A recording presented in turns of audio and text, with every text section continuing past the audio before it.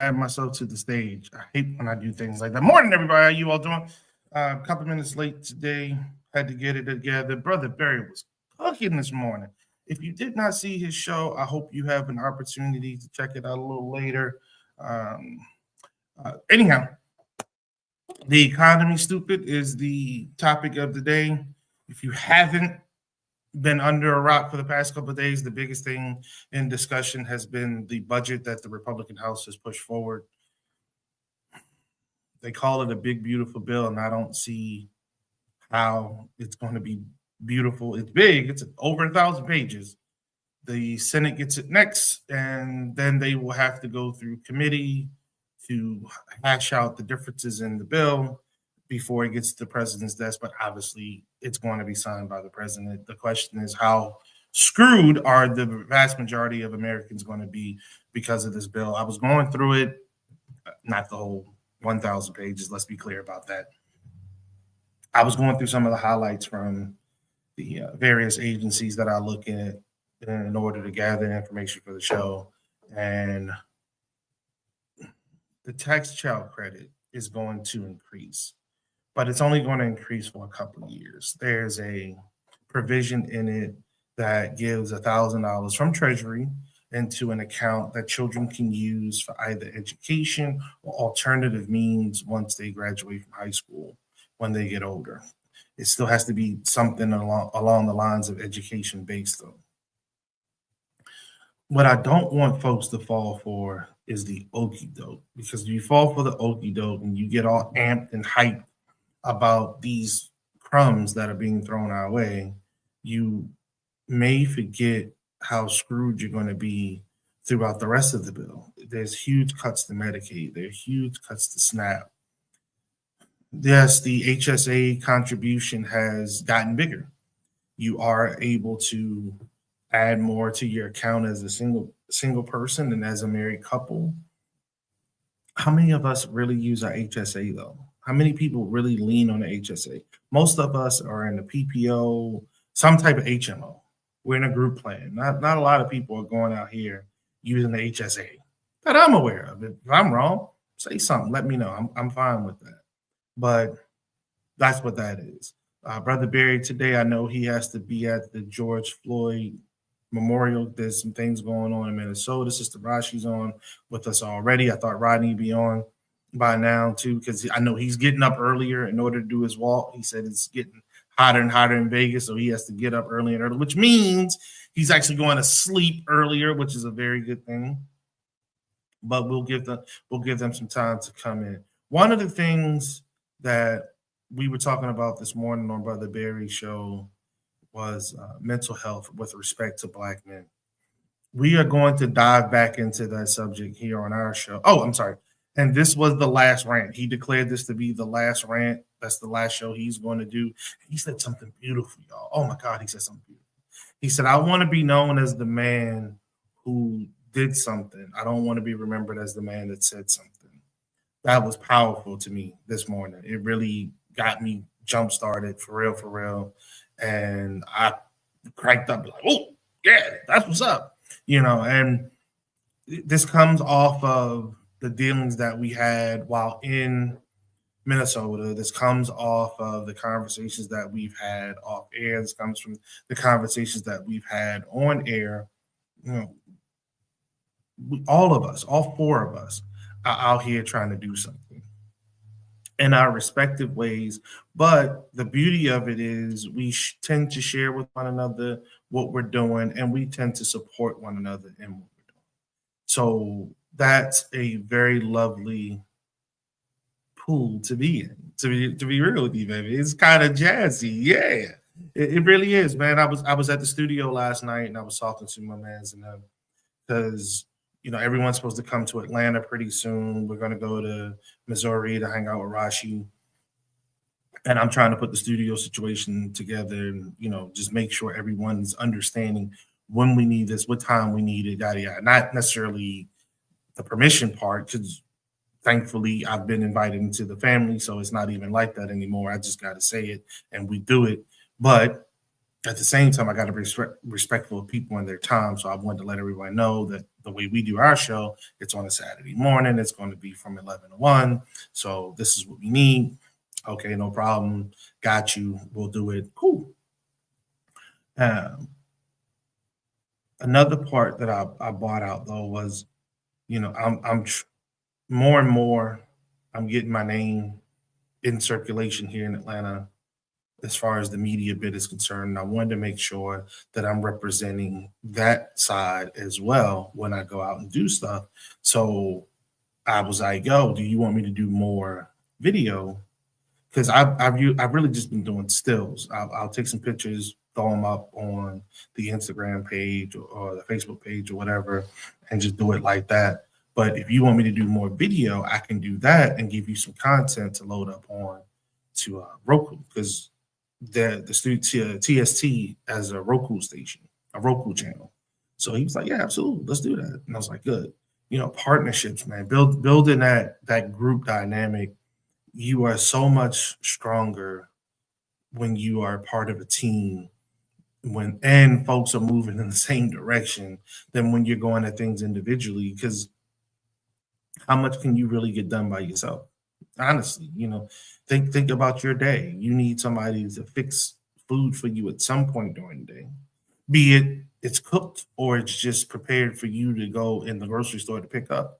Well, hell, you didn't grow it, you didn't water it, you didn't feed it, you didn't butcher it, you didn't wrap it, you didn't ship it, you didn't stock it. Somebody did all that stuff. It wasn't just you. Not many of us are going at this thing totally by ourselves. So it is so much more fulfilling when you can get with a group of folks and you all are moving in the same daggone direction, trying to get things accomplished. So yeah, big ups to Thomas Berry. That was a beautiful statement this morning. It was right on time. Uh, we all have lives. We all get into our things, whatever our things are. We all get into our moods, whatever our moods are. But when you can have people and or surround yourself with people whom are willing to touch you, not like that, not creepy, but to reach out, touch you, engage with you, and be like, "Yo, look, I see you going a little bit to the right. Hey, let me help you get back to center. I see you going a little bit to the left. Hey, let me help you get back to center." Or if you're going to the right and to the left, and that's where you really need to go, they're right behind you or right beside you. Like, yeah, let's go get it. Let's go get this. Let's make this happen.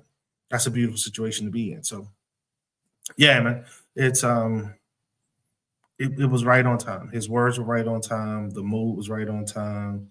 This is the Memorial Day weekend. This is a weekend that I tend to sit in the house, lock the television on, to turn to classic movies and break the dial. I'm not trying to go anywhere. I love war movies. I'll sit in all day on weekend and watch war movies. I'm good. I have food in the house. Thank God. The electricity's still on. Thank God. The Wi-Fi still going on. Very much so. Yes, yes, yes. As long as I have those things, I'm good. Rashi's with me. She ain't mad at me right now, so that's a beautiful situation. And there it is. There's only but so much more that one would want or need. But again, being a part of a team is a very huge blessing, and I'm happy about that. I was moving some other pieces around because there's some other things happening. There's always something happening. We're going to do a Black Wall Street event down here in July. We're doing one down here in July. Um, I got another one I want to do not too long after that, probably October. I want to do that probably around October. I think life will slow down by then. It'll give the other parties the opportunity to get settled in as well. I think it's a good time to do it. It's not too hot, not too cold. Should be nice. And then we'll look for the next thing to do. But the point is to always push forward. The point is to be as inclusive as possible. The point is to always uplift as many people as possible, because you never know. You never know when you may be that person. And on the other side, you never know when you may be in need of a kind word. You never know when somebody whom you've influenced can come around and truly, truly bless you in a manner that you never thought even possible. So it's a good look. It's a really good look. But again, don't want to go too far away from what we wanted to talk about today. Again, the economy is huge. We wanted to talk about some of the Supreme Court decisions that have come down through the week, have really leave you scratching your daggone head. The Justice Department dropped their lawsuits against the police in Minnesota and Milwaukee. Um, that's disturbing, but it's something that you could see coming, especially because of who's in this administration right now and the priorities of the administration. We can talk about the jet from Qatar if we have time. Not huge for me, maybe bigger for Rodney because that is his world. But I don't think we should have it. Let me be clear about that. Let's be clear. I don't think we should have it at all. I think it presents a huge security risk. And again, that it may be very much more relevant to Rodney than me because that's his world, not mine. But there's just other things that we could discuss this week. To be honest with you, you know, the kids are constantly graduating. School is closing. Sister Rashi, morning. When are you all out? When are you done? They did the good morning. They did the most ridiculous thing you could imagine. My district did. We we're gonna come back for half a day after Memorial Day. Half a day. Okay. What kind of sense that We make? could we I have one more day. It's a half day. Tuesday. Who you think showing up on that day, student wise? And I Now to, you know and I now staff. what I told them is if any of them show up, I'm giving them a F because uh, don't show up on me. Don't wait a minute. Let me tell you. Speaking of showing up, I'm glad I just graduated, and it's really like it's making my stomach hurt a little bit because I'm silly, but I'm not stupid, right? Right. And so I recognize when people are saying they did the national scores and we like fell, we tumbled down in the hierarchy of understanding amongst other countries. I'm Okay. listening to people say, hey, we can't hire none of these new crop. They don't want to clock in on time. They want to clock out early. And if you tell them what to do, you got to whisper it because if you say it at a normal voice, they get mad. Say that you're trying to play, that you're trying to be cute, But that you're you playing in their face and you're trying to be cute and whatever. And then but they you quit. yelling at them. You yelling Yep. at, and if they don't quit, they try to be petty and take your job. They go to HR on your ass. So I'm listening to people. They said what you all are turning out cannot be relied upon even as a body stuffer in the military to hold the little gun, just to do the mark. They not even panning out for the military. So I'm Nope. looking at these children. And I have 70. I started out with 78 of them. I finished the year with 65, but at least 20 different children than I started out. Do you Oh understand what wow. I mean by that? That Wow. means Yeah. at least I'm 20 tracking. of my 70 something children I started with, 20 of them left. And now the new ones that came in to turn it into 65 came in the last month. Hey, we got a new student on the last 2 weeks. We got a new student 2 weeks before school was over. Was he or she kicked out of the school they were in It before, was or a did they she. It relocate? was a she. They not saying she was kicked out. They tried to make it like they moved from one place to another, Mm-hmm. and so she moved districts. But she was an alphabet kid. She's an alphabet kid. So who knowing that they child requires accommodations leaves before in while they have a plan in place. Oh, when you say alphabet kid, because see, I'm from the I'm streets. sorry. So you I'm say sorry. alphabet, I'm thinking about the FBI, the DEA, No, ATF. no. When you talking about LGBTQ, I'm talking about IEP 504. It's a different set of alphabets when you talk education. But okay, what we're talking about is exceptional learners. They don't call them okay, sped. No, you can't call them sped. You definitely ain't supposed to call them retarded. You can't call them sped no more. And now they're exceptional. At least in my district, they're called exceptional. It's called exceptional education. Okay. Whatever. That's what I said. Okay. And when they kept putting them in my class, I was like, oh no, not okay. Oh no. Because I had so many exceptional learners, my classroom turned into a all inclusion exceptional learning class. I had it was at least 50-50. So did you have to bring out that little tent and they just go outside for recess and they I just did all kind of shit for them kids. When I tell you I went into text, I'm a sixth grade teacher. I had to start pulling from text that was, from a lesser grade, but from a better book. I had to do a lot, but the most thing I had to do. oh, a lesser grade but a better book. So we've paid hundreds of millions of dollars for a science program, and it come with some books, but they ain't even real books. They the kind of books you can rip the pages out. You know what I'm talking about. I do. It ain't no hardback that you I can pass do. I down. do. It's a what they call a consumable or whatever. And they turn the pages out okay, so but the book, the program is supposed to be so friendly and easy going for the kids and fun and interactive. But when you get through teaching it, they don't know what the hell they still don't know what a chromosome or a gene is or what the parts of a cell is. But they got a game that okay, I digress. Hold on. So I graduated 65 sixth graders, okay? Okay. And when I tell you in my heart, as they see in the streets, on my mama, on my soul, they would say every day when I was trying to teach. On my soul, 10 of them, possibly 10 of them, was only one grade behind. Okay. How about the rest? I had like three of them that was on grade level. I had two of them that was ready for the seventh grade. Okay. I had about four or five on grade level, including those two that was ready for the seventh grade. Okay. I had about four or five more that was just a little bit behind. Like you could have, if they would have came to school more, or like if they do anything learning wise over the summer, they might be ready. And Okay. everybody else was a three-card Monte Shell game that I played, trying to figure out why these people don't know their children can't read.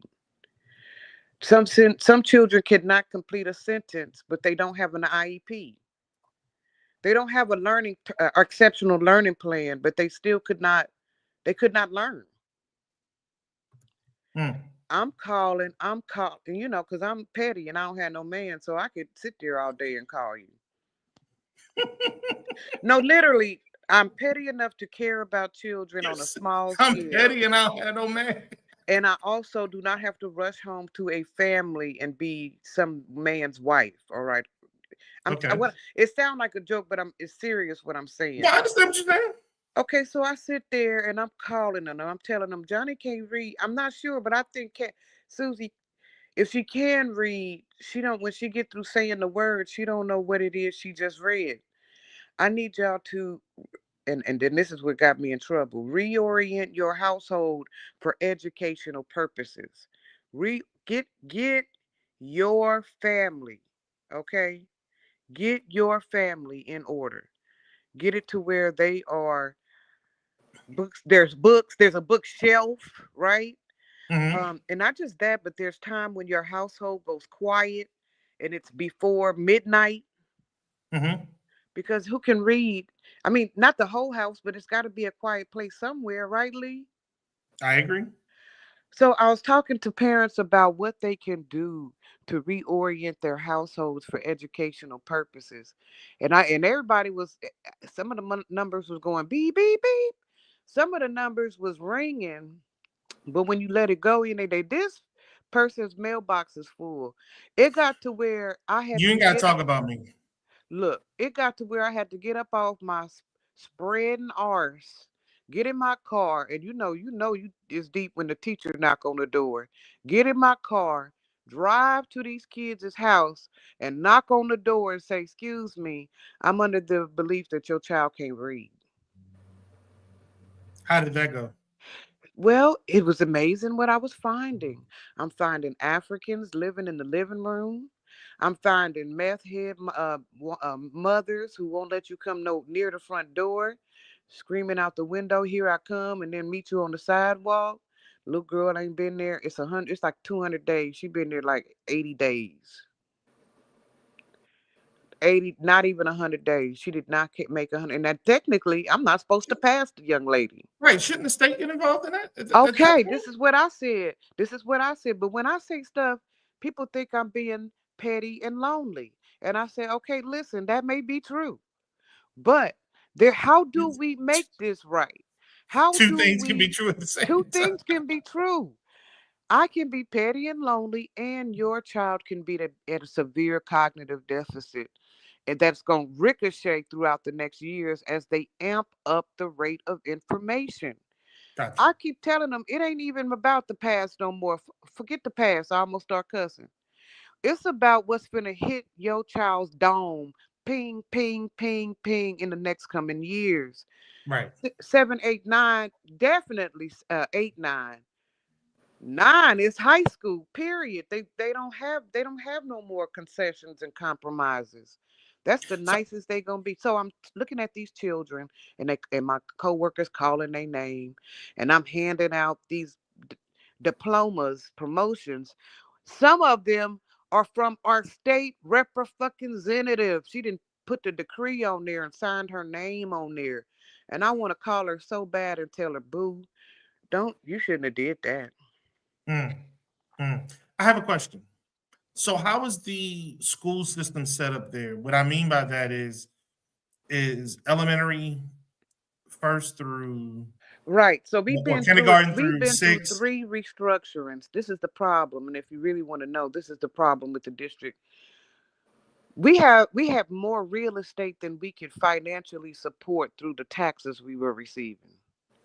Now I saw So that when I was there. okay, so we have done three things with that.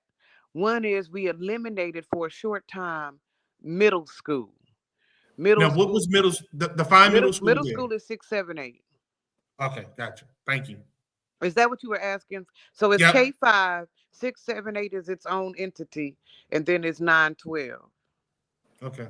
We do have some schools that are K6, but we're trying to restructure. We got $500 million, and so hopefully that's something we can fix.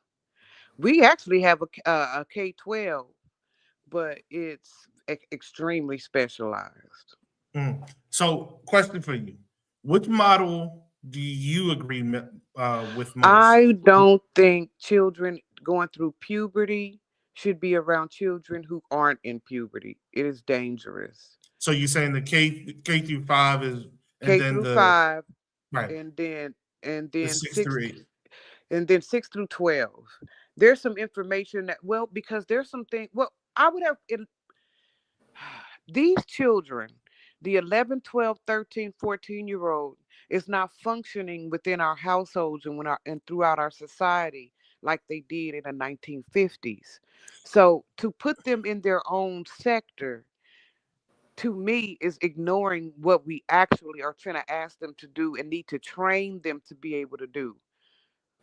Having But it's sixth grade there with 12th grade, to me, puts 12th grade in a position where they should be mentoring the sixth grade, mm, because these are mm, prepubescent children being taught by postpubescent children how to mm. manage hormones and social things. But by the time but fifth graders can't even manage farting, poking each other, calling each other bald head scallywags. It just don't it, and that's part of their What the hell is a scallywag? baby, everybody. And when I said, how would you know what a scallywag? That's of the era before me. That's Mr. Rodney's era. The scallywag is of Mr. Rodney's era. He'll tell you. He'll tell you. He know them scallywags. Oh my Anyway, gosh. so I graduated these children to Okay, this so next level. What And is a I lied, I scallywag? lied. I stood there in front of their mamas and their uncles to my, that's my baby. And I wanted to tell her, shut the fuck up.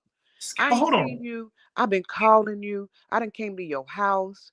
I done ran down your man, the next man. I done called your new boyfriend, your old boyfriend. It ain't none of the, you don't understand? And I could But not Rashi, get Rashi, you. Rashi, this is the thing that's confusing me because you keep using the word I graduated. That's why I asked how was the structure.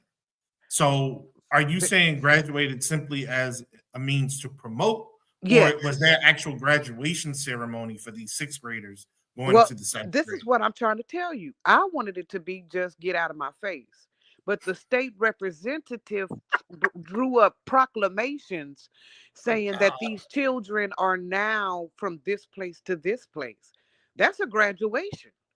so there was an actual graduation for the sixth graders going to the seventh grade. Is what it felt like because they had whole government mandated documents for their transition.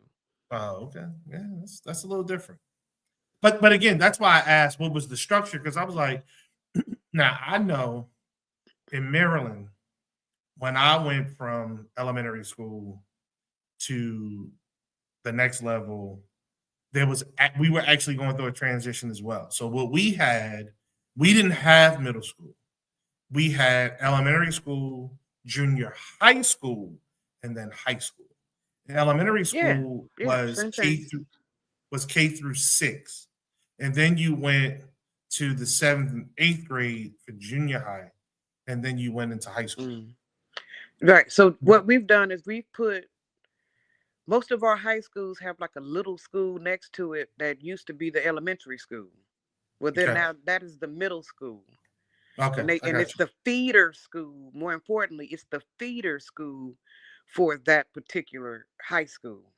Got you. So depending on where you want to go, if you're gonna end up at central, if you live in the central part of the district, you go to central middle, and then you go to central high, and Got you. so they're adjacent.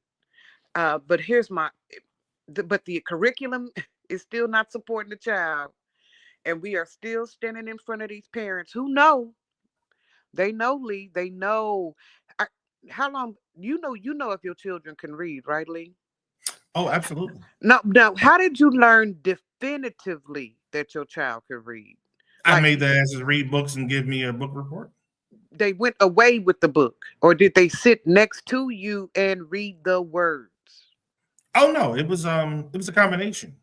So some Combination. of it was next to me, but a lot of it, especially when they were punished, take your ass in your room, read this book, and I want a book report. My children had to read in my face. Okay. There were things that I wanted to know about their reading that was above and beyond. Could they look at the thing in the back and a few pages and create a document? I needed to hear intonation. I wanted to know if they was putting the emphasis on the right syllable. You know what I'm saying? Right. So Right. uh so now they called it strict. Now that was I was just having a conversation with my daughter. She was saying how strict was. And I was like, "What are you talking about?" And she said one of the things was they had to read to me. And I'm like, "Baby, I don't know how to fix that. I'm seeing too many children who can't. So I'm definitely making sure y'all can. It, it, I don't know how to fix it. So that was my problem this year. Yeah. We are Rodney said, we are getting into we are at the end. I only got nothing left but to pull. I got some stuff I got to pull off the wall, and I'm changing classrooms, so I got to roll my stuff all the way home. But other than not, that, well, Rodney, okay, he said my children too. Then he said never as punishment. Well, um, instead of them trying to get on the television or on the game system, Rodney, I would take all that out and like, yeah, you read this book when you're on punishment, not reading as punishment, but if you're on punishment, you need some time to think. So why don't you get yourself lost in this book and then tell me what the heck it's about later on? So, never did I leverage reading as a punishment per se, but it was a part of that process. It wasn't the punishment.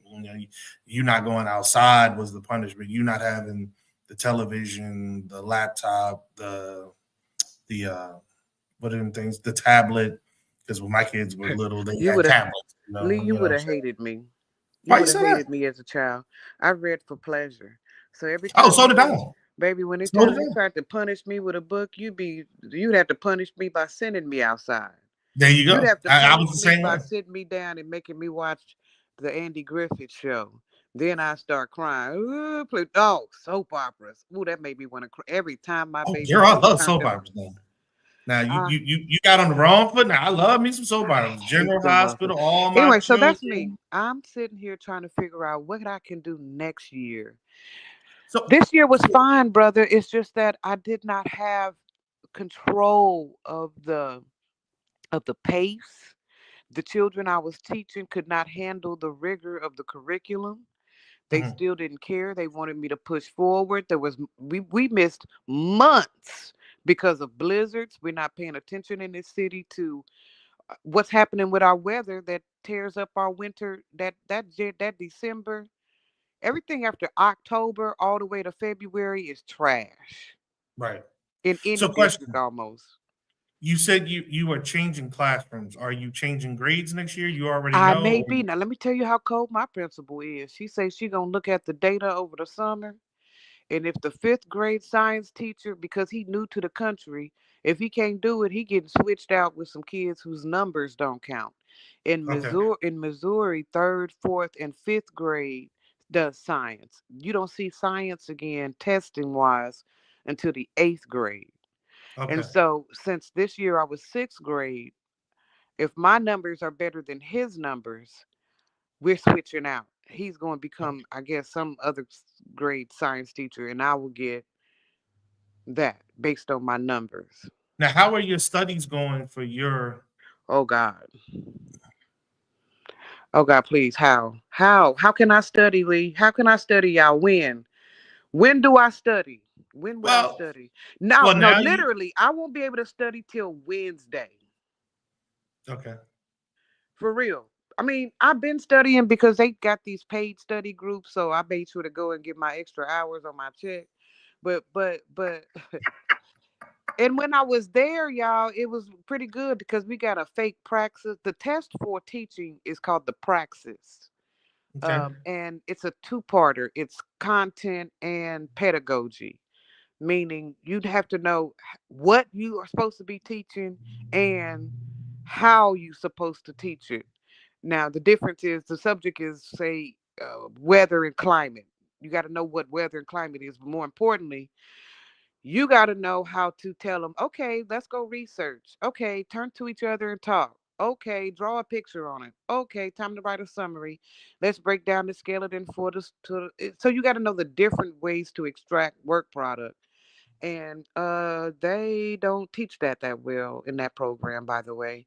But Gotcha. luckily, I've been teaching 10 years. I know when to It's turn been and 10 talk. years. Yeah, it's been 10 years. They my because my I started de facto teaching when my son entered, last boy entered school, and they gave him a white lady from Teach to America, and she didn't know how to say the word Kwanzaa. She kept calling it Kawaza, and that's when I knew, oh no, baby, oh no, you need a Afro American classroom parent because you don't know how to teach black children black curricula. Rashi, no, seriously, I need you to pause for a sec. It's been 10 years. My I son remember. just graduated from high school, and I I remember entered you. with him. I remember you were doing the candle bit. Remember that? Baby tried to wear my knee still fucked up from that candle factory, Lee. Still, I still feel like Damn. it's bone on bone a little bit. Yes, candles, and then that summer I went. I mean, that summer was candles, and then the next time you heard me, I was in the classroom with my boy. Yeah, you were. And when I looked Damn. up, and it was for free, I didn't have no support. And then when I realized, somebody said, you know, you can be getting paid for this. I said, how? They said, have you graduated from college? I said, yeah. They said, girl, what?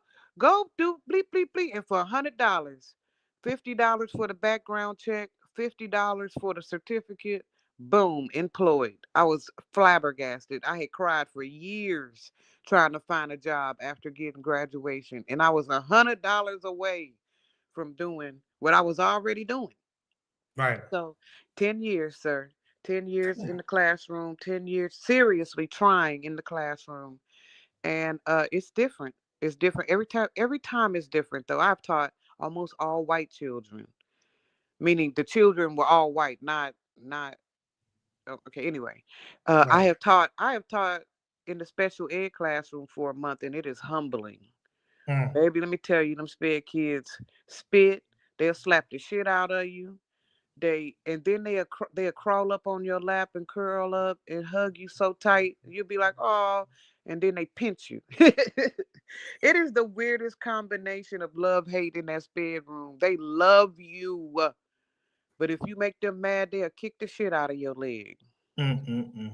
I have done all manner of teaching, even on the collegiate level, Lee, because I started out at our community college as the science tutor. Gotcha.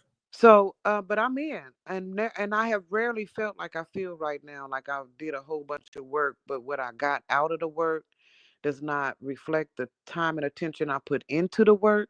Hmm. But it happened this year. It happened this year.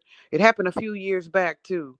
But I looked at the what my scores were, what my population of children were able to, conceive of, what I'm handing the next teacher, right?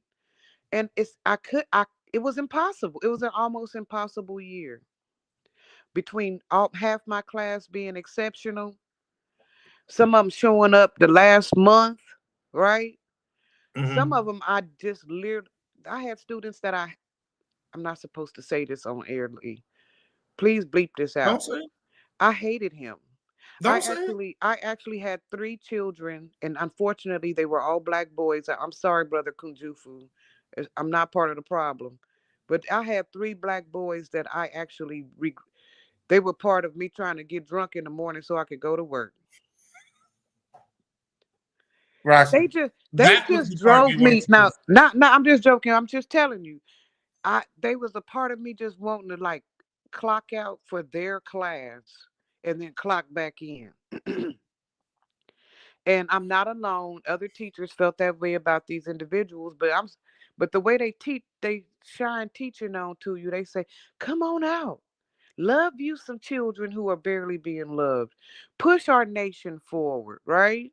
Mm, Uh, Come on, brother Rodney got the not rhetoric, but he know all the catchphrases. I'm in there doing the work, but I don't necessarily know the catchphrases. But I believe the children are our future. We teach them well, and we let them lead the way. You know the deal.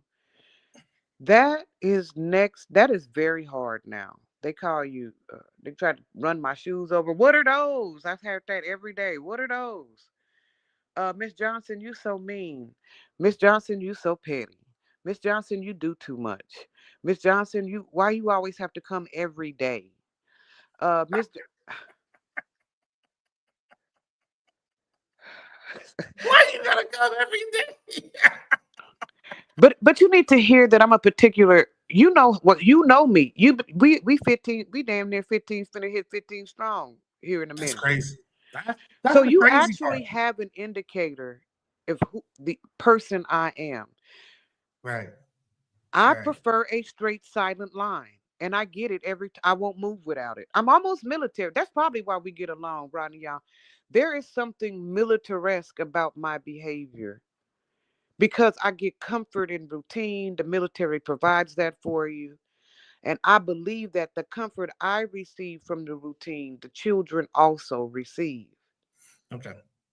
Um. Wow.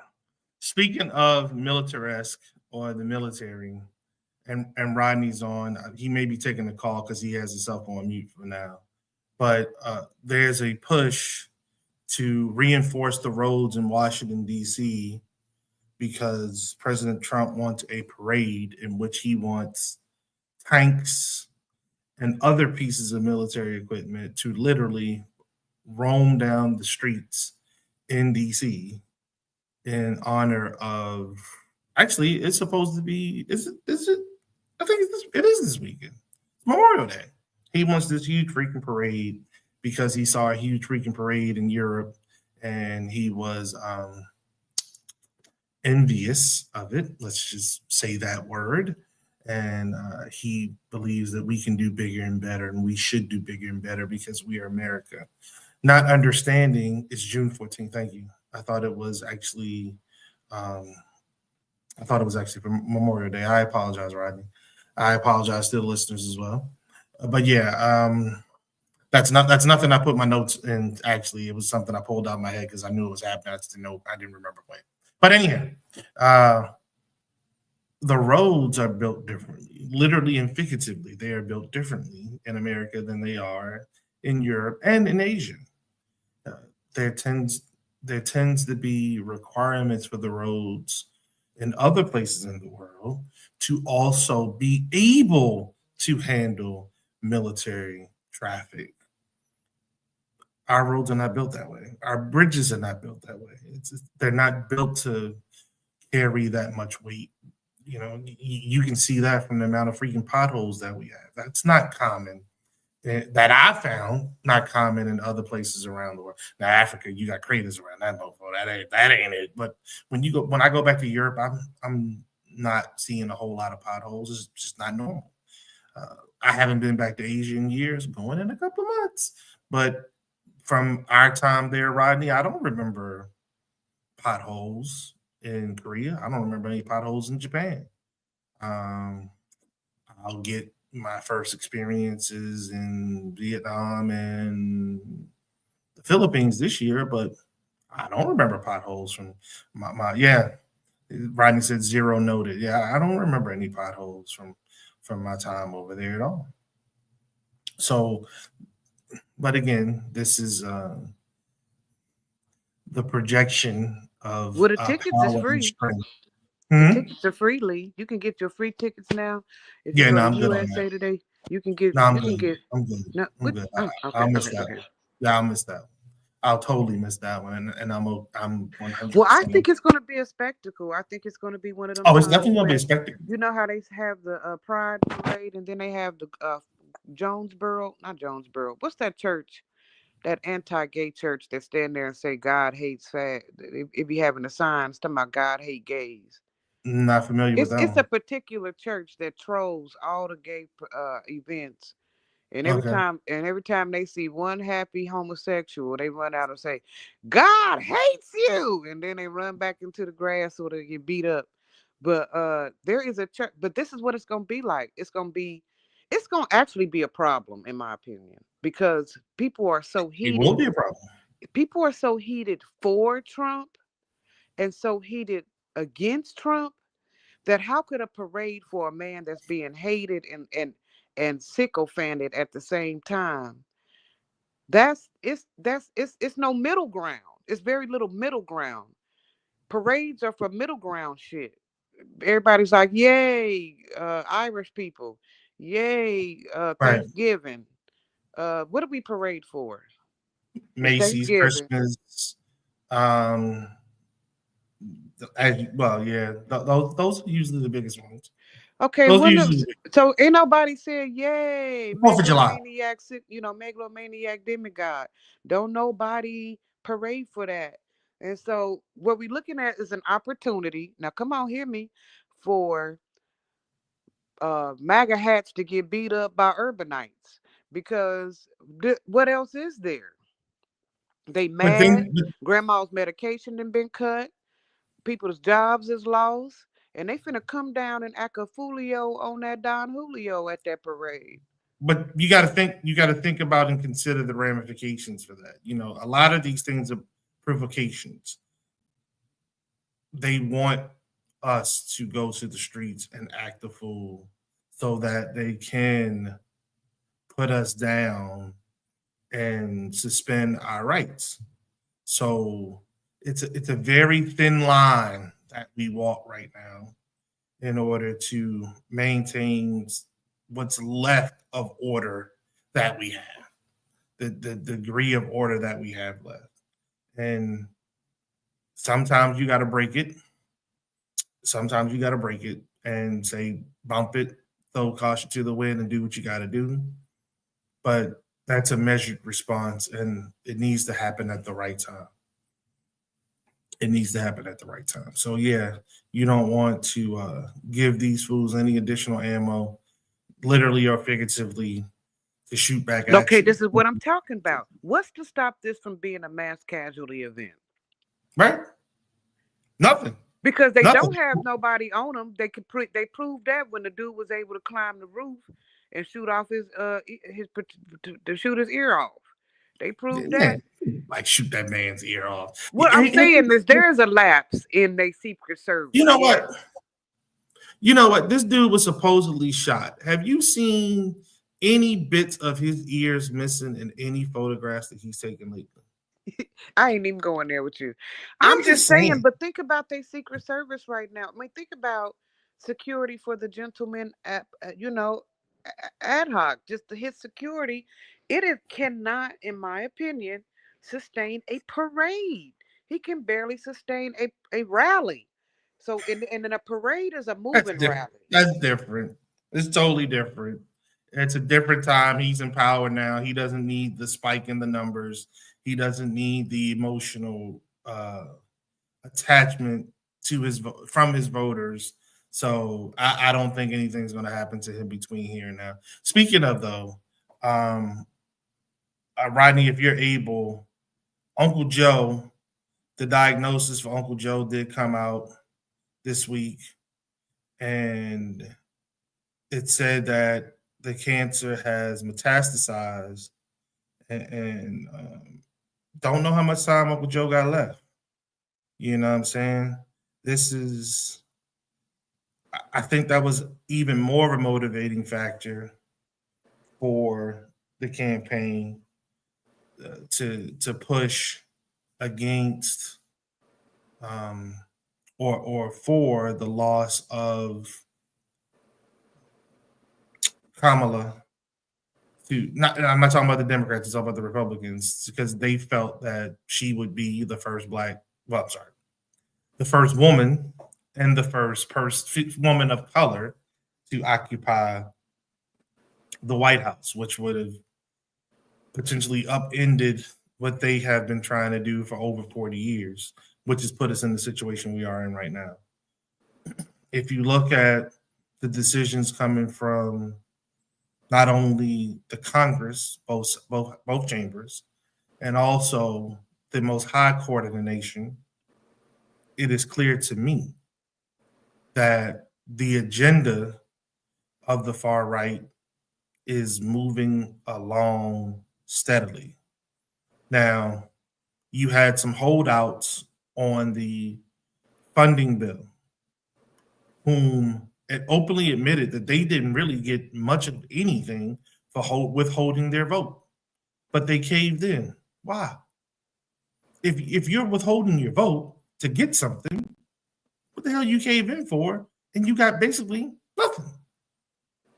What was that? What's that all about?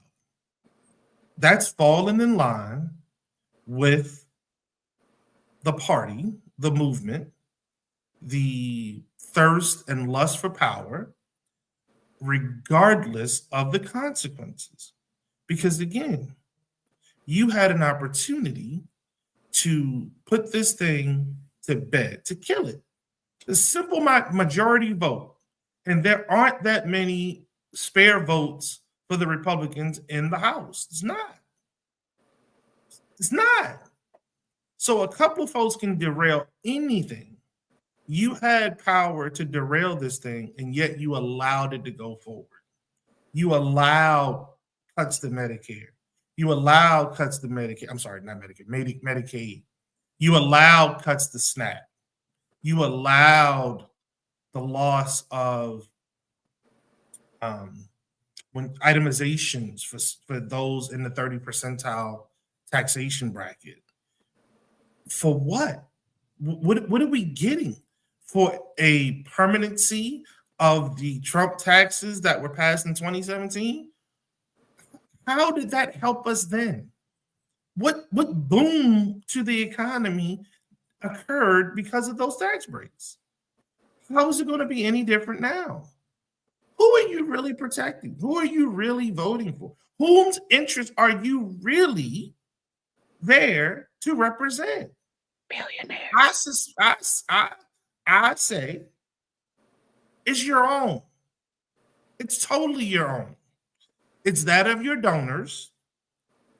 It's that of Trump. It is not that of the American people. at all. Not at all. Roddy, what you got? Morning. Good morning, everybody. Well, Lee, I don't know if there's anything much else to add on why. Maybe with the exception of 45 has something on him. So when they step out of line, he reminds them of what he has.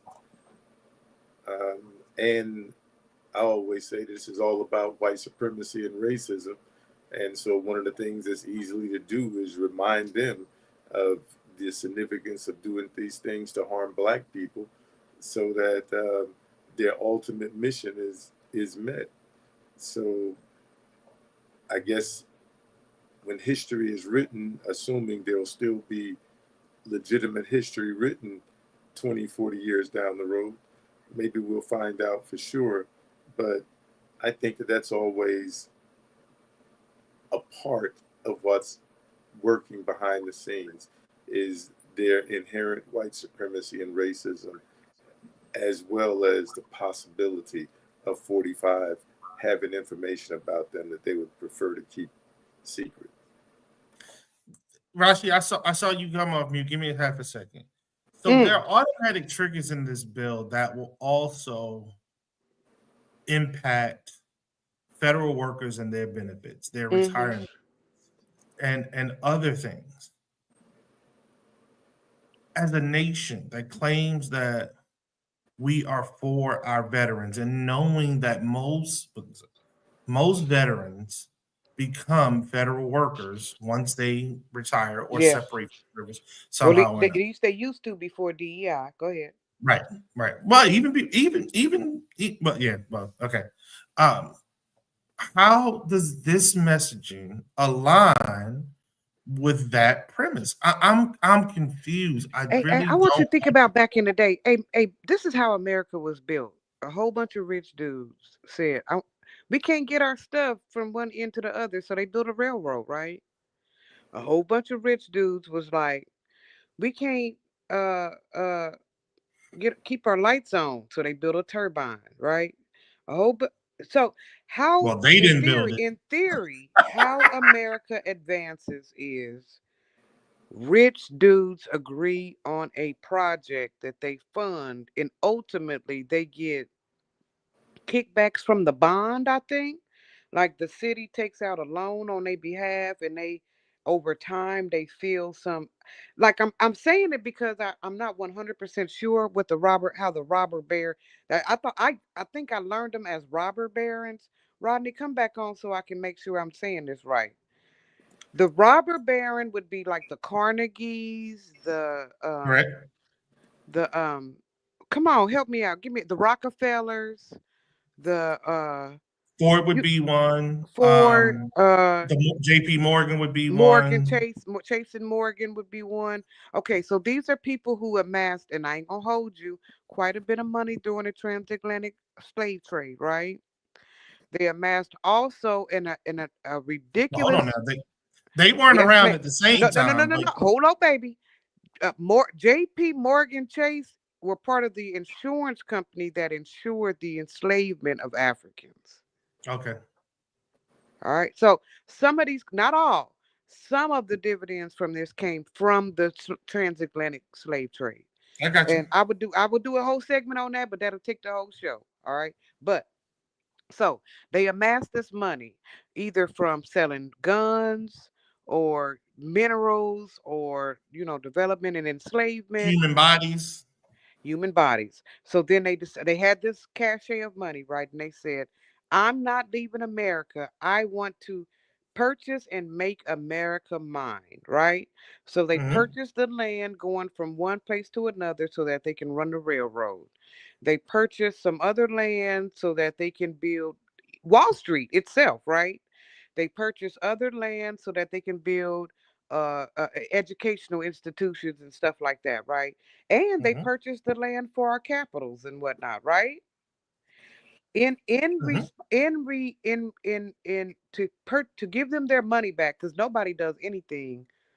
I mean, they can. Some of them wanted the prestige, but most of them wanted their money back. So what we did as a nation is we said, you put down the capital, right? And you put down the principal. and your capital will be your principal returned to you plus interest. And what we decided on was the interest at which we would pay back and how long we would pay that interest back based upon the loan that we made as a nation from that individual. Please get me right, because this is a crucial. I just want to know, because we're trying to harken back. What Trump is trying to do is harken back to a robber baron type era. But we need to know how we were able to extract money from the J.P. Morgan Rockefellers to build America, but nobody talks about how we paid it back. Okay? You see them wanting to harken back to that. I see them wanting to harken back to the 1900s or Yes. the earlier 20th century when Yes. the country was centered around white Christianity Yes. and the rule of white men. But Period. and their ability to create the industrial revolution. But You that's see, gone. I mean, that n- ship and sailed. now The- that's what. Okay, the- now now no no no no no no. Hold up, swole up. As I say in my classroom, hold up, swole up. We're going to have to do that. We're going to have to revitalize our industrial revolution type motivation, because we're in a trade war where getting those things from other nations are going to cost more than it costs to actually make that item here on campus or in within the nation. I disagree. I disagree because we're in a trade war that we started. No one's at war with us. I ain't talking about what we This, started. I'm talking about the stuff. You like your stuff? You want your stuff? yeah, yeah, yes, but you're not listening. We're not at a trade war. He instigated all this crap. It's not a trade war. There are plenty of countries that want to sell to America. He and his administration instigated all this tariff crap in order to seem big, strong, and tall. Manufacturing is not coming back to America. It is too I disagree. expensive. Okay, Mr. Rodney. Come on, Mr. Rodney, come back. Now listen. I'm telling you, what's the point in holding the money back and then telling other people we don't want that their stuff is about to be overpriced if we're not prepared to start making even a fraction of that? It's already shown, Brother Lee, and we took over the computer chip. We waited so long for China to make them damn chips, so that we decided to come on and make the chips ourselves. That is a trend that we're about to follow into the future. We're going to have to revitalize. We're finna have an industrial revolution times Okay. two. He's All saying right, hold no. on. Chime in, Hold Mr. on. Rodney. Chime in, Mr. Rodney. Uh, I think that it takes about 3 to 5 years to build a production facility at the scale at what we're talking about. The cost to build the facility plus the uncertainty in the market is probably prohibiting people who might consider doing it from doing it.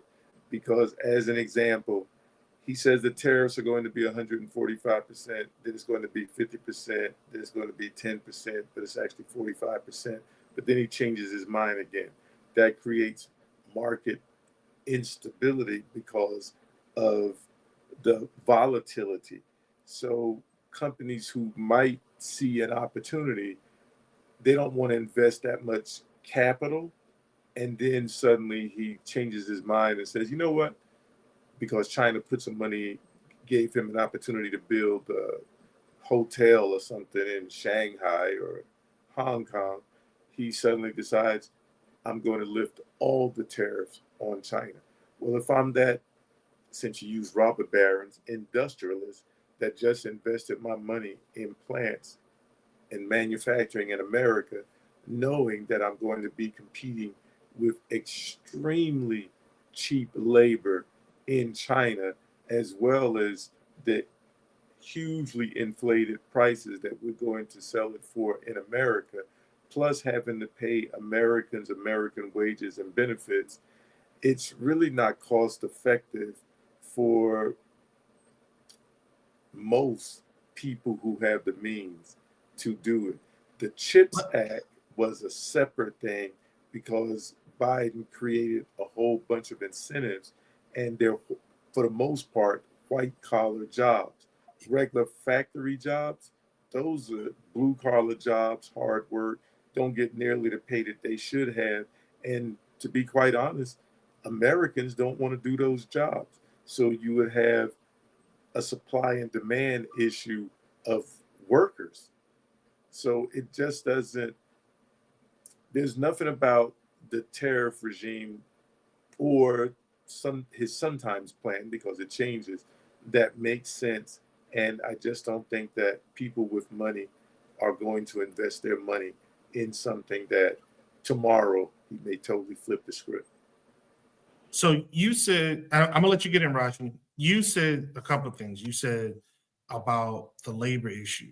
Not only is it that most Americans don't want to do that type of work, you can find other work that's paying the same, if not more, in the service industry, which is a huge challenge for the manufacturing sector.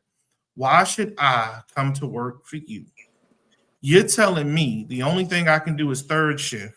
You're telling me the only thing I can do is weekends, and I got to work for you every weekend. That is my regular schedule. Every weekend, I'm working for you. So I got to give up every moment available to me to spend time with my normal family structure for $18 an hour? Who's doing that? Because it's not like Ryan, you said, it's a blue collar job. It's not a white collar job. So you get 18, 20, 22. But again, when you factor that against losing all that time with your family, is that job really worth it? People ain't doing that. Most people are not doing that. Then you get folk working crazy. And, we've talked about this a couple of times on the show. Why are we still working 5 days a week? How does that make sense? We are so productive as a norm in this nation. We don't need to work a 5-day work week, but we still do. So not only you require me to work some crazy days, you may be requiring me to work crazy hours. I'm not doing that. When I can hop in the car and Uber and Lyft and make the same amount of daggone money, I can DoorDash and make the same daggone amount of money. Not add on to that the educational piece. There are opportunities for people to get in industry like that, but they tend to require more education than a lot of folks are willing to get True. into the industry, That's stay in the true. industry, and blow up. And or those who do have the education look down on sectors like manufacturing and production. Like, I ain't go to school for that. That's the I truth. didn't go to Come school on. to work in Come on. nobody's. I didn't go to school to work in nobody's warehouse. Like, there's nothing wrong with working in somebody's warehouse before or after your ass went to school. Somebody's production facility before or after your ass went to school. There's nothing wrong with that. Those are very good, stable jobs normally that will take care of you and take care of your family. Or at least give you an opportunity, if you do need to do something else, to be able to do that something else as well because of their stability. Go ahead, Rashi. What you got to say?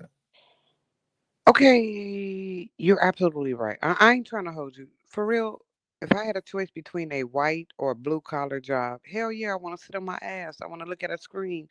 I Right, want to tell other people with a different color collar than me what to do. However, right. there are only so many of those management jobs, and our administration is particularly, looking at those jobs and trying to pull. They don't necessarily want you to have less workers, but they do want you to have less management. They do But want you to have less oversight and quality control, whatever, blah, blah, blah, blah. You know what I'm talking about? but it doesn't have to be necessarily management. It could be R&D. It could be Exactly, it exactly. could be Okay, so we're finna hit an calibration. impasse. Okay, now look, because and I'm the wrong person to talk, because while I am an American and my family has been here for a long time, like I'm American light. You know what I'm saying? I literally exist on the periphery of what it means to be an American. Right. So, but I understand what it's going to take to keep this nation moving. I know what it took to save it back in the day, at least as far as my classes taught me. And what So saved America the first time was the American Industrial Revolution. It was us making shit saved us. Nothing Okay. else. Okay. No, explain something that was more important than automotive manufacturing. Explain something to me that was more important than us making ammunitions and machines and whatnot. Us making shit is our power. Now, what you just told me was that No. what I No. told you that you told me back was the American teacher is not cranking out people who can think on the level that will help us lean on their understanding and training to rebuild this nation. And I What I'm say, that's true. our current power though is our service industry, banking a lot, but service industry prowess in general, our R&D prowess, because we are very good in uh, research and development with respect to medications, bioengineering, things of that nature. But let's be clear, we are a superpower now because of our military, and we've been that for quite a long time. You know, that's why we're always building new weaponry. That's why we're always being very innovative in that space. That space never slows down, regardless of what's happening. And any and every bill is always an increase in military spending. Why? Because most of it's going to R&D, research and development. So that's where we are now. I want to add to this though, going back to the notion about manufacturers coming back or we need manufacturing back. Not only are the wages a problem, the regulations are a problem. You know, you can only do this in Eh, California. You can't do that in California. That's a problem. The yeah, EPA is a problem. This is why these cats have gone after these sectors of government to lessen the blow and the hindrance up from them on business. And some of it, I get, most of it is I'm going like, to you be know what they putting in more that water, right, Lee? right. You know That's what I'm what they, saying. Some of it I you get. know Most of what them smokestacks got. Okay, you know what's coming mo- out of them smokestacks. You know what they get water release grants. That means once or twice a month they open the floodgates of this one portal and they just dump it into the local river or the local creek. They just literally get to raise a flap and release toxic chemicals into our natural environment. Come on, Lee. there's no come on, Lee. I said some of it I understand. Most of it, though, is going to do more harm than good. If you allowed me to land, that's exactly where I was going. And those harms are going to be irreversible. Those, it's going to do damage to our farmlands. It's going to do damage to our water sources. It's going to do damage to just our land in general as we look and we need to look and be very serious about building homes in America. And that very well may need to become a federal program. It may need to be a federal program because the housing crunch in America is not looking to be alleviated by any measure anytime soon. We all know that corporations are coming in. They themselves are building subdivisions and they're never selling in those subdivisions. Or they will sell a portion of it and the rest of it will always be rental homes, it will be Airbnbs, so on and so forth. And you don't know everybody's business. You see people moving in, you don't know what the hell that's all about. And it shouldn't be, it should be that way that you don't know what it's all about. But that's what's going on. And until we get corporations out of home ownership, which problem on so many levels, we will have rents that are skyrocketing and continue to skyrocket because they set the rent market. They set the market. And they ain't losing nothing they don't rent that home. That's a subsidiary business for them. It's a tertiary business for them. They don't give a damn. If they rent that house out, they don't rent the house out. The payment's going to be made. It's already paid for. They don't care. But they're not going to risk losing profits in order to meet the market where the market actually is. Regardless if the market is cool or supernova hot, they don't care. You know what I'm saying? So, yeah, a lot of those things, like I said, are going to hurt us more than they help us as these cats continue to go after these agencies to try to dismantle the powers and the reach that they have. And they need to have those reaches and powers more often than not. Sometimes no, sometimes they do go too far. Yep. But more often than not, they've been spot on. They've been spot on. And unfortunately, we're not in a space where we can have a conversation about controlling or really curbing those sectors that need to be curbed. We're just throwing shit up against the wall, relatively speaking, and seeing what sticks. So, sis, you say you ready with your segment? Guess what You tomorrow ready to go? is? Guess what tomorrow is? What Rodney, is tomorrow? guess what tomorrow is? African Liberation Day? It is African. Let me put the G on there. The global, because you got to do that now. We everywhere. Where you are. First of all, you know how I feel. There are no non-African humans. As long as all the humans on planet Earth can still mate together and have a baby, all all humans on planet Earth are actually descendants of Africa. Yes, including the Elon Musk. Okay, Lee, including Elon Musk. Okay. He bought his African cousins over Liberation. And, recently. and you know what? This year, I'm excited to report on African Liberation Day because they over there acting a foolio. Hey, Hmm.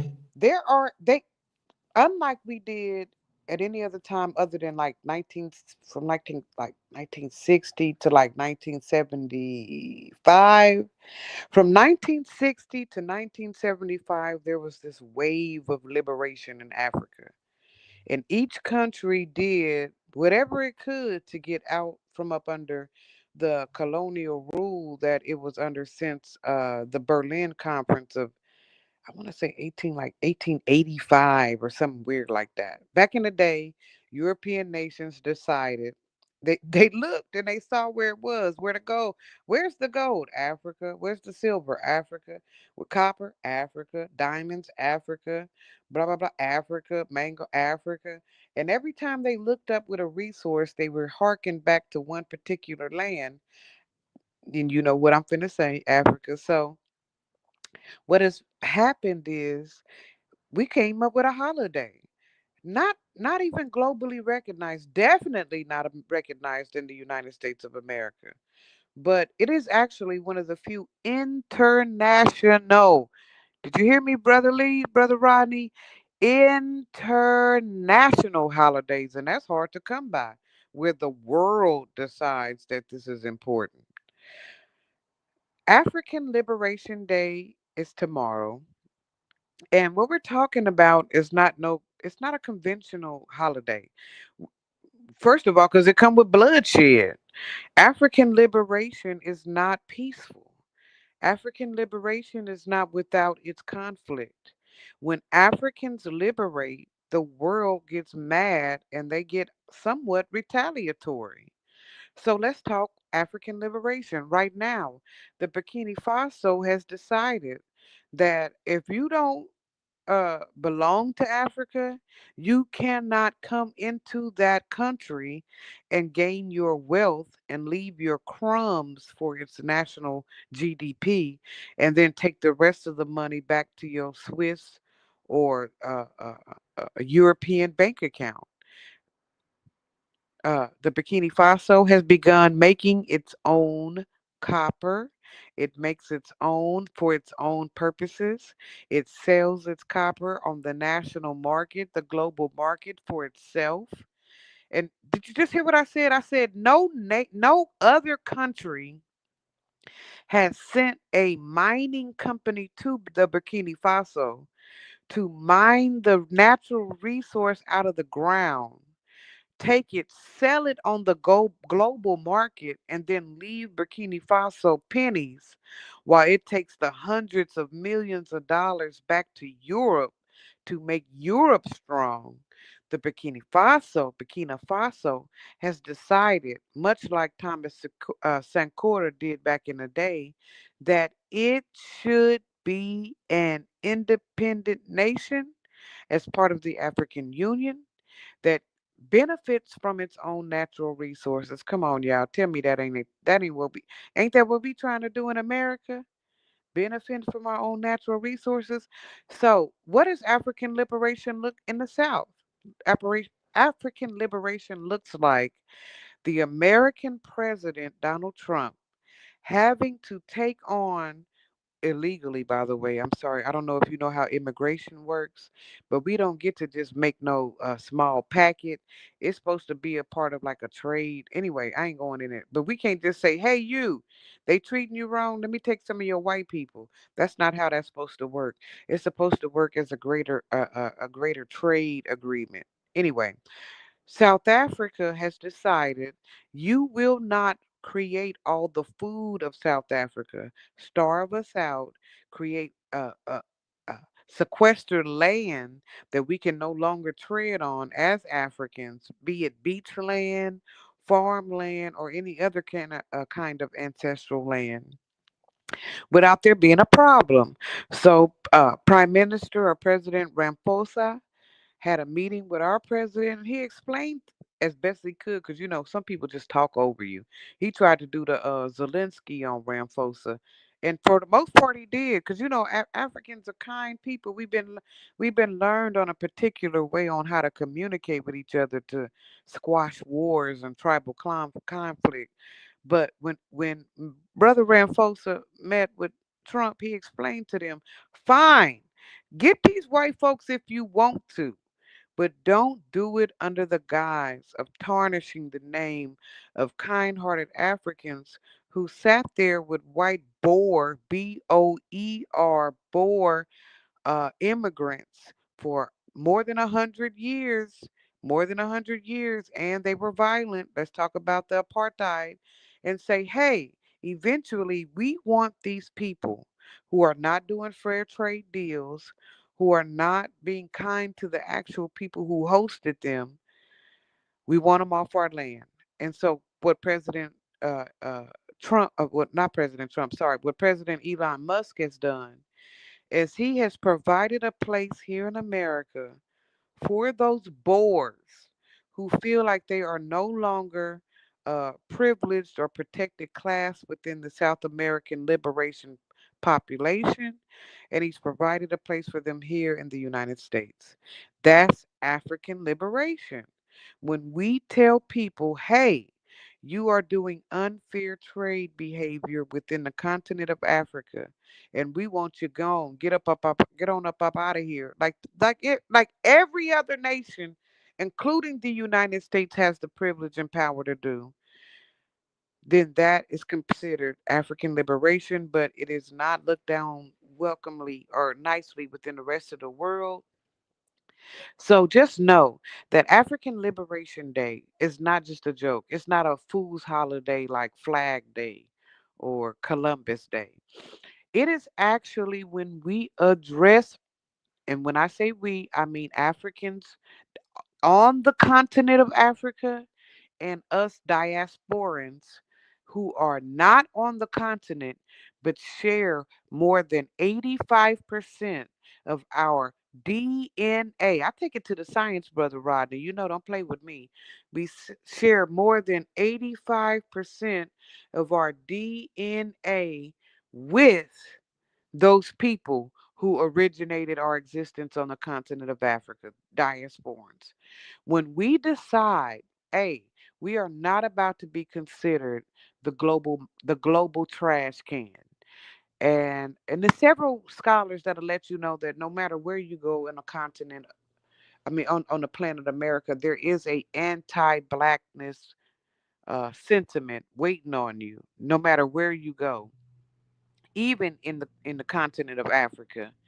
We are fighting that. So, what is African Liberation Day? African Liberation Day is when the people of the continent of Africa and their diasporans look at our relationship to every other nation on the planet Earth, and we decide what we want. what we want for ourselves, how we want to move forward, how we can pool our resources to make sure that other people who are non African do not have the final say so on how Africans live. Thrive, whether or not we eat, whether or not we have clean water, whether or not we are housed, whether or not we are safe to travel the rest of the planet. We have decided as a nation within this planet that Africans should have power, and not power over others, but 100% power over our own destiny, our own resources, our own country. And so please make sure, if you don't do nothing else, go get you some African food tomorrow. It ain't that far away. The way the nature of Africans are, we have spread all around this nation. So if nothing else, tomorrow wear your daishiki. Tomorrow, acknowledge that one, all. Say it out. Say it with me out there. All, All humans, all humans.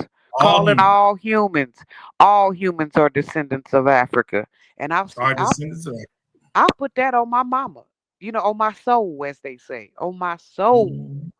All humans, until we can until the 7 foot tall Swiss man can no longer have a baby with the 4 foot tall Bantu, uh, Khoi woman, then I'll start talking about there being two different kind of humans. But right now, there is no human who cannot, without problems in their own body, successfully mate with another human, which means, genetically, we are all descendants of Africa. So I want you to think about your relationship to Africa. Think about your relationship to an African. Do you know an African? No, an Mhm. actual African. Do you know them? Do you talk to them? Do you know what their traditions are? Do you know what their language is? Get to know Africa, get to know Africans, and get in harmony in yourself with the fact that there are no humans on planet Earth who don't have African based DNA, period, with a T. And so, as long as we can get with that, as long as we can start moving ourselves there, African liberation will be an easier holiday every year, because instead of us fighting an uphill battle trying to be seen as humans amongst the rest of the population, we can be seen as what we are, the first and ever human life on planet Earth, period. There was no pre European existence. All Europeans are descendants of Africans. All of anybody is a descendant of an African. And so, please educate yourself, like Brother Rodney says, on what Africa does, what it provides, as far as population, what we have done in all these multitudinous nations that we built, what we are capable of as a melanated population, and how beautiful. And I'm just going to go with aesthetics, because I honestly am biased, but Africans are so beautiful. Y'all so beautiful out there. That just a regal beauty. And I'm talking about the bald-headed crackhead. Even she has embedded in her a beauty that she is denying.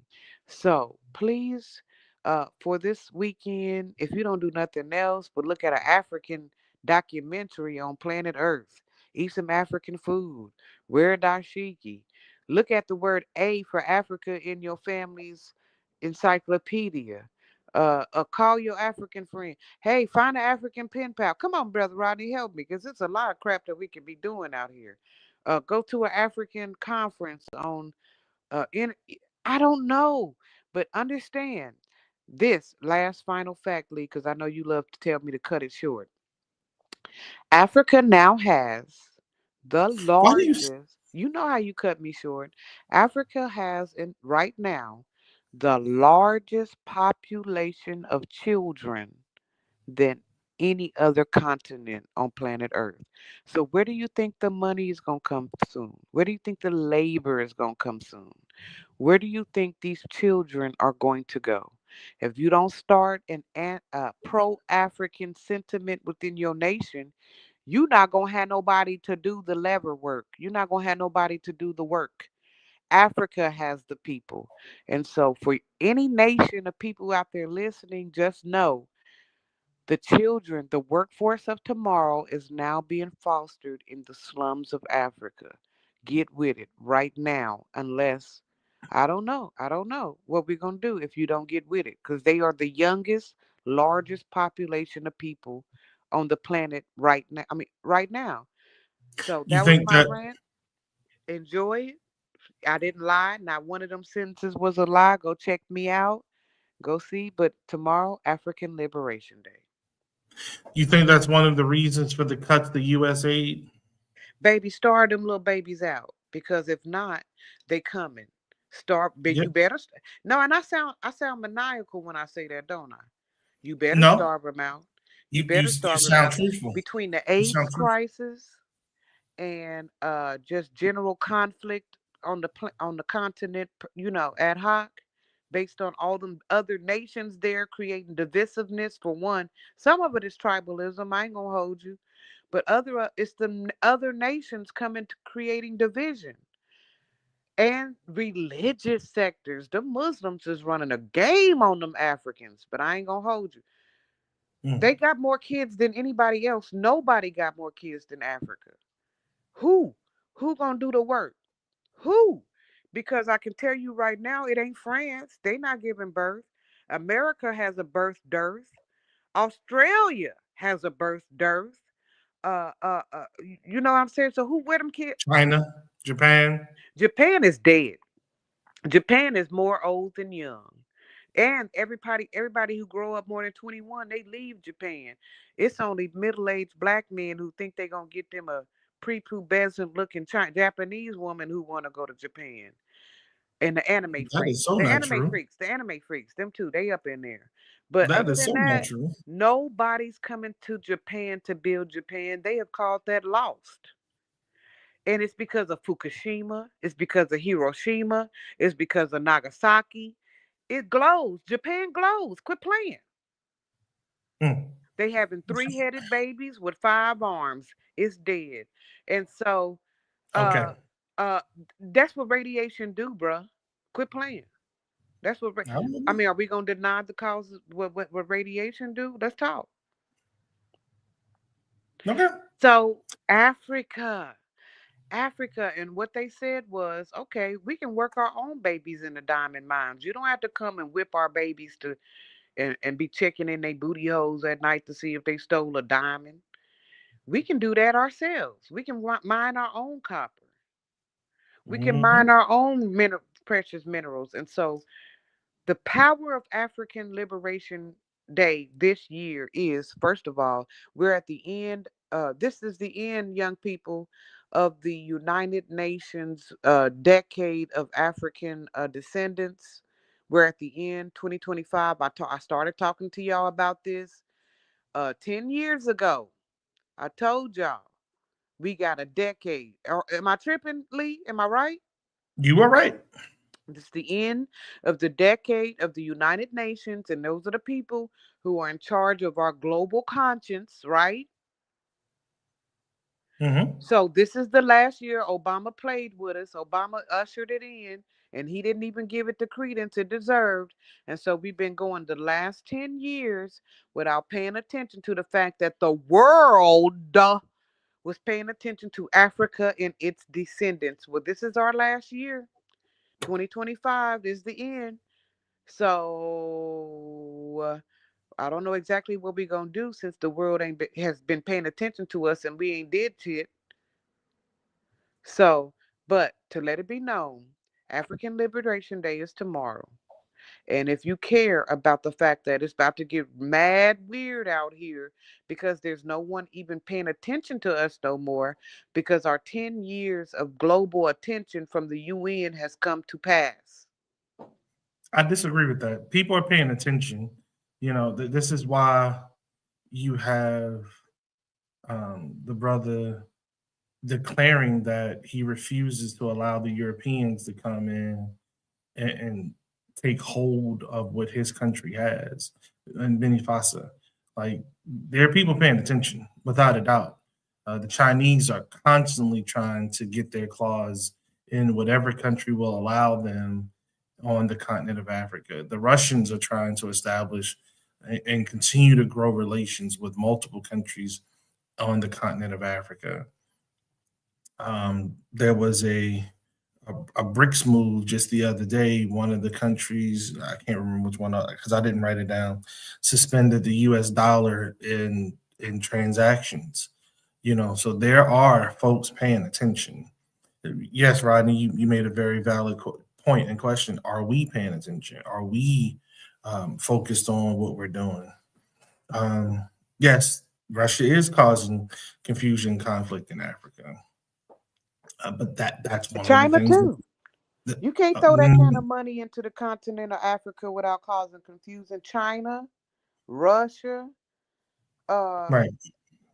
and the But Arabs. Now, they never forget that Saudis and them Saudis, they running a game on Africa. We don't talk about the Arab influence in Africa because it feel like they've been there since the beginning of the time, and truly they have, with the first slave trade being atoned to the Arabs, right?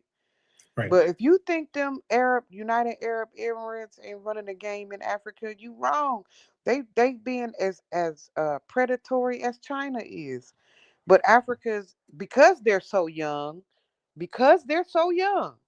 they are open to that predation. I mean, Got you. I got you. Um, so yeah, Rodney said it. I can't see you, Rodney. We'll wait for you. We can hear you, but we can't see you. in the words Um, is equally as powerful as the image, right, Brother Lee? I All look. right, all right. But speaking of these Arab nations, look, we talking about influence of Arab nations, right? Mhm. How about that new plane they just gave you? In Qatar, I really wanted Rodney to comment on that because that is his wheelhouse, not necessarily mine. Um, Rodney, can you hear me? Okay. Okay, come out and come back in, Brother Rodney. I think your No, reading can't skills. hear you, bro. So I think you may, yeah, you may very well need to do that. You may need to go out and come back in. Well, again, I don't think we should have the plane. I think that it puts us in a very precarious situation. I Okay, think that it is definitely a threat to national security because there's no way we can say, there you go. There's no way. There you go, Rodney. I got you. There's no way that we can say what is or what is not on that aircraft. We literally need to take that mug apart, nuts to bolts, to figure out what is or what is not on that aircraft. Um, so I don't like it. I don't like the idea at all. I'm the oldest Rodney, sibling, so I never what do did you get to wear my oldest brother or sister's clothes. But how y'all feel about as Air Forcemen kicking y'all's president around in y'all oldest brother's pants? Rodney, what you think about that? The gift from Qatar. It's not a gift. That's what I think about it. And I don't even think we should call it a gift. It's it's a bribe, first and foremost. It violates the emoluments clause that you and I, as military members, cannot receive a gift in excess of, I believe it's either $25 or $35 in an entire year. We're not allowed to do that.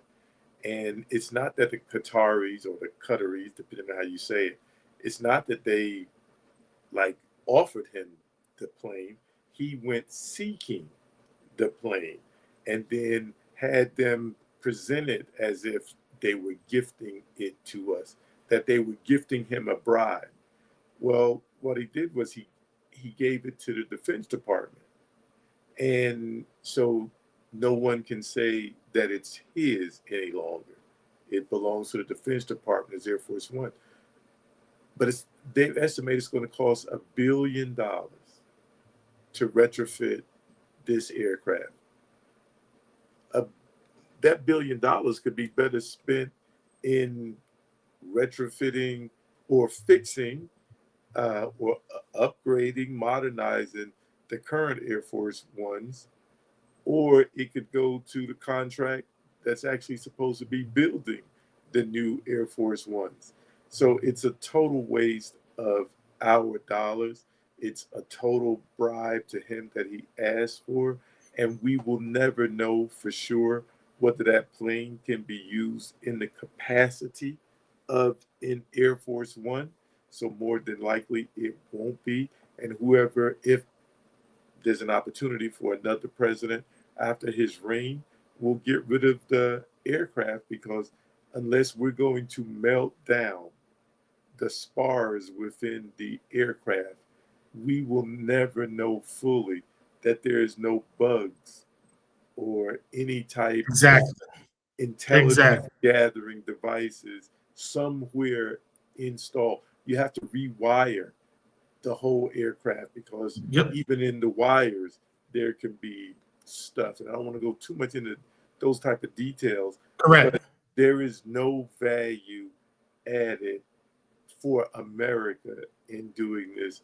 The only value is for the Qataris to have influence, because they did him a solid, so now he owes them, and for him to have this new plane that he's still going to figure out how to take with him, assuming he ever leaves office.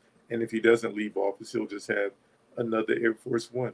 So, absolutely zero benefit to the American people and to the Air Force. Uh, Anything to do with transporting the president, it has no value. He has a perfectly fine aircraft right now, two of them. So when you said that um, the amount of money spent to retrofit this thing, so him with his ego, money is going to be spent to try to retrofit this thing. Now the question is going to be how much is spent before the next person comes in and says, "Stop, we've bled enough on it." Um, but still, to your point, those monies could be better spent. Let's see, SNAP benefits, maybe. How about Medicaid benefits, maybe? I mean, those monies could be better spent on helping everyday Americans live a better freaking quality of life versus worrying about the president being uncomfortable with the current Air Force One. And Boeing always already has the contract to build a new Air Force One and told him that it was in the works. He just didn't like the fact that he couldn't have something shiny and new now. You know, it's a big kid situation, man. It's absolutely, utterly ridiculous. I don't see the appeal. I don't understand it. I just don't. At every turn, he comes across like he's an imbecile. At too many turns, his cabinet have come across like they're imbeciles. What's the lady's name? Is it Babbitt? She was asked about habeas corpus. She didn't know what the hell habeas corpus was. He didn't Like, know how does about the that work? Constitution. He didn't know whether or not he was going to uphold the Constitution. Stop playing. Like, this has done got deep. It's dress up, But you can't say you pro Constitution if you're cosplay. trying to push for a third term. Right. It's cosplay at the highest level. It's making you feel good at the highest level, but none of these things move the meter when it comes to making us a stronger country, when it comes to making us a better country. None of that moves the meter. If you don't know what you're doing, if you don't know what you're supposed to do, how in the Hades are you supposed to lead us into something greater and better? Now you can be an idiot and stumble upon some stuff, and that happens. But for the most part, that doesn't normally work out well. You're supposed to be able to lean upon the Supreme Court, Brother Lee.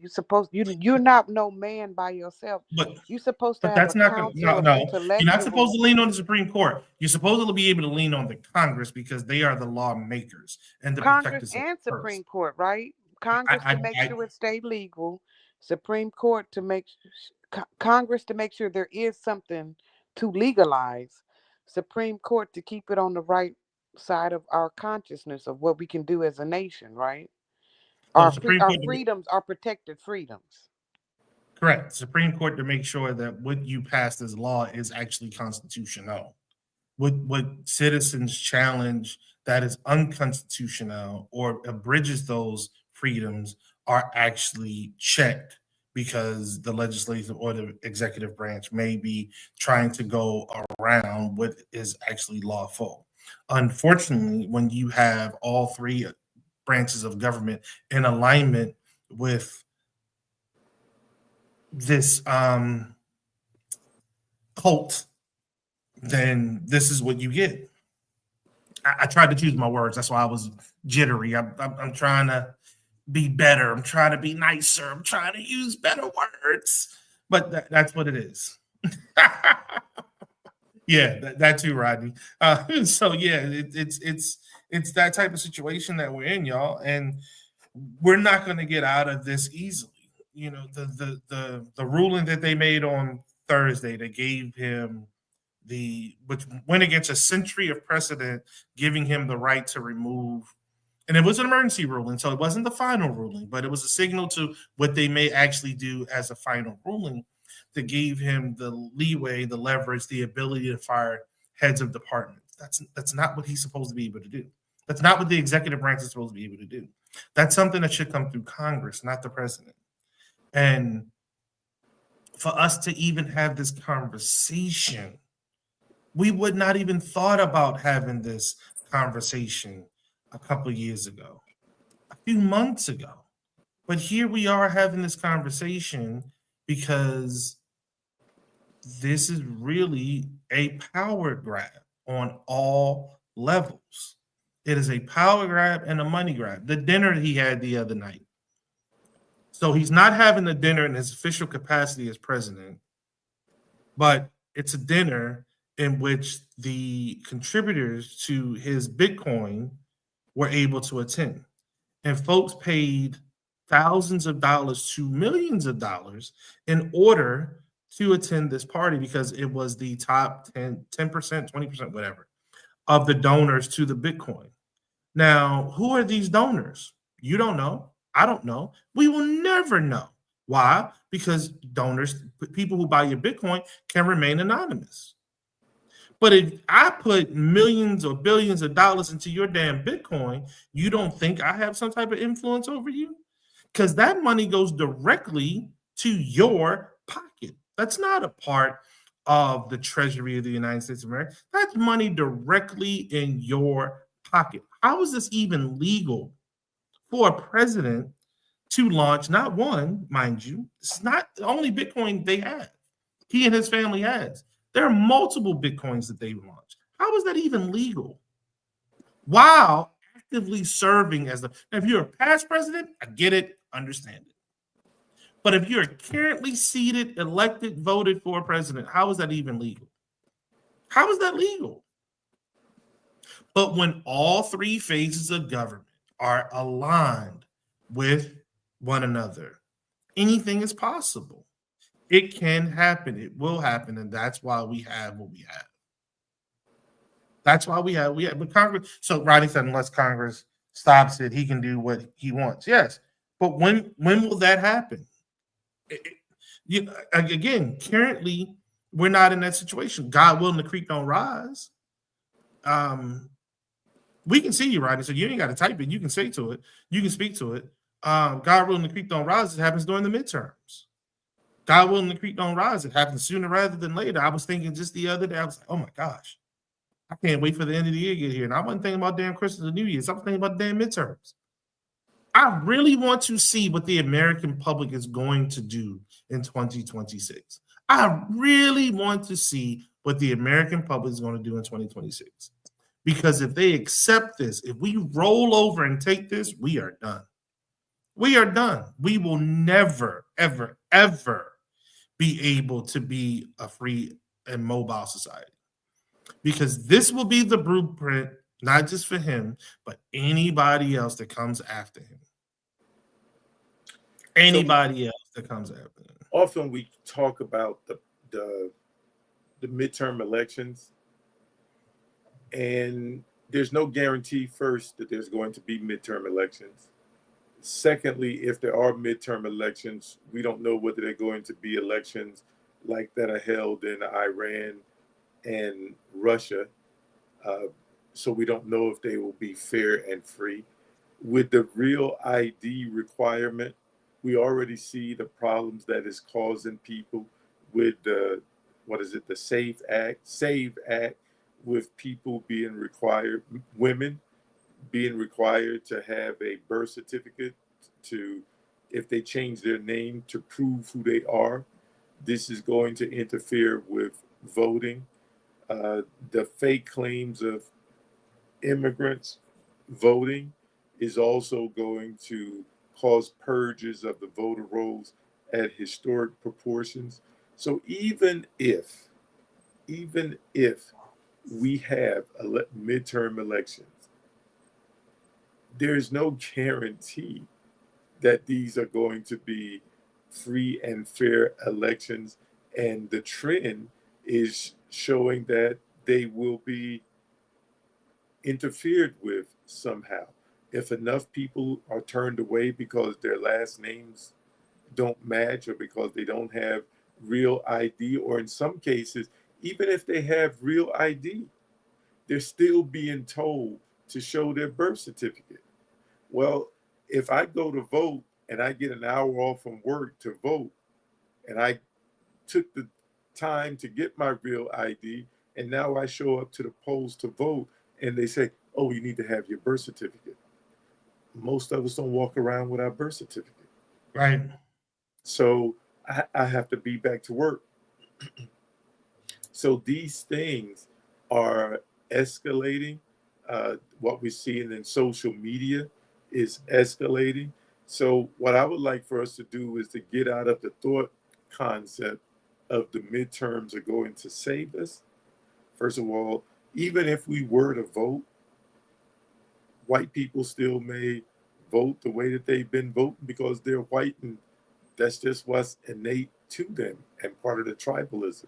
So in order to in order for us to save ourselves, excuse me, we have to save ourselves. And that does not include waiting for the midterms.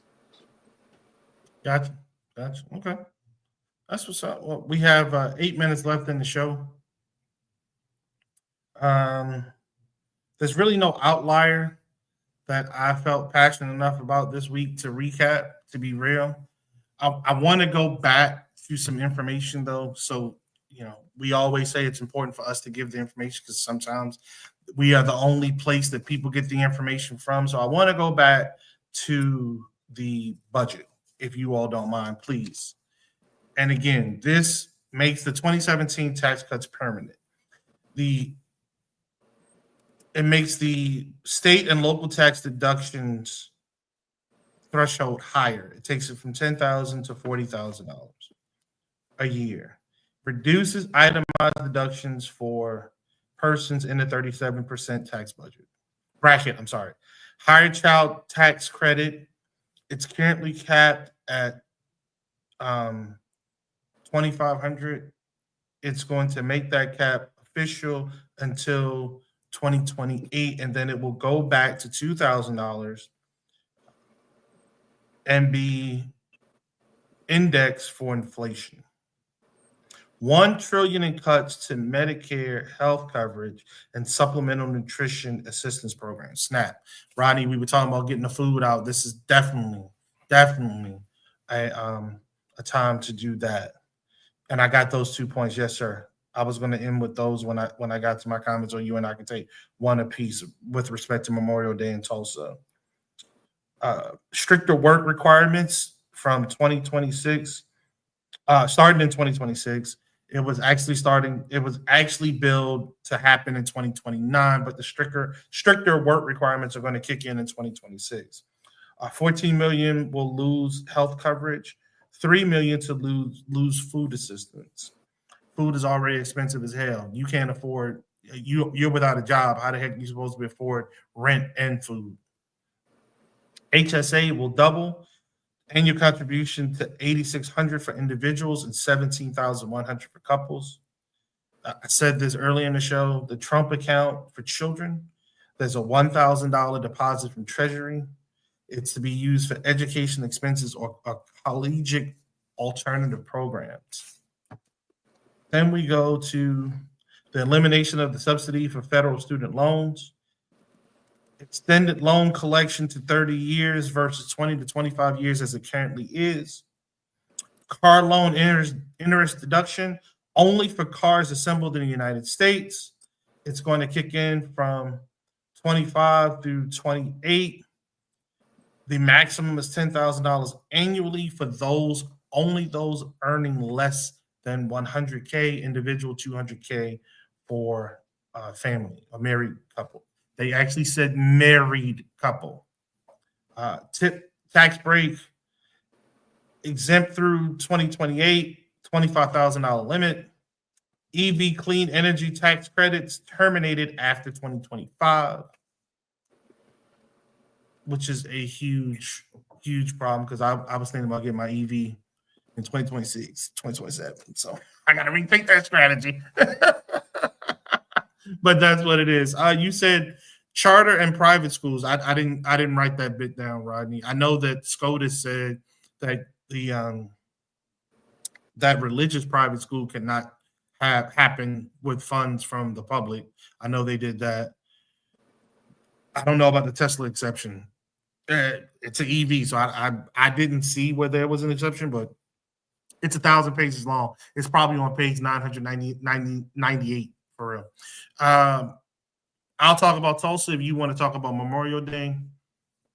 This weekend, no, that's not true. It's actually next weekend. We got time to talk about Tulsa because it didn't happen until next weekend, right? Yeah, it's the 29th, 30th, and 31st. On the first. I'm sorry, go ahead. Well, if you want to wait till next weekend. We can wait till next week. We can't. It's just I actually was planning. After the fact. No? Will it be? Yeah, it will be, won't it? Okay. You're right. My bad. I forget the day. So, okay. Gotcha. So, one of the largest massacres in United States history happened in Tulsa, Oklahoma, Black folks that were doing very well for themselves, and the white folks near them got upset and attacked them with help from the U.S. Army. These folks have never gotten reparations. The other side of that story, though, is the rebuild happened 5 years later, and they were actually better and stronger 5 years later than they had been when they were bombed out and attacked the first go around. The other side of that is white folks got a cut of it. That's why they were left alone on the other side. But again, there were a lot of folks that lost their lives on that. The numbers will never be fully known. Everyone is not accounted for.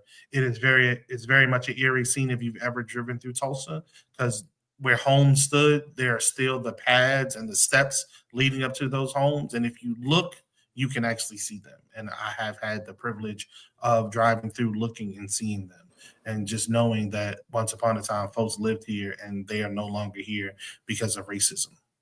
So, and Rodney, you want to hit Memorial Day? Memorial Day is a solemn occasion. It's not celebratory. It's supposed to be a solemn remembrance of our fallen. Memorial Day started out as Decoration Day and didn't become Memorial Day until 1967. So when I was born, it was still Decoration Day. And Decoration Day was started by freed former slaves and freed Africans that started ensuring that the fallen were properly buried. Arlington National Cemetery, which became the place for our fallen, was formerly a slave plantation that was owned by Robert E. Lee's wife, who was a descendant of the Washington family, George Washington's family. And that was taken to form Arlington National Cemetery, where we often see the unknown tomb of the unknown and procedural precision marching that takes place. So this is another holiday that was started by African people. All right, family. With that, Sister Rashi, I'm sorry we have 20 seconds.